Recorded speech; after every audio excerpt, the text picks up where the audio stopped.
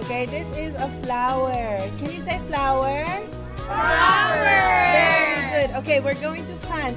We already have a pot, right? This is a flower pot. We have some soil, and this is the flower that we're going to use, okay?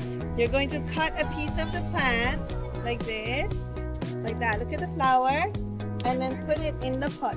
Now we have a new flower pot. Look at it. Is it cute? Yay!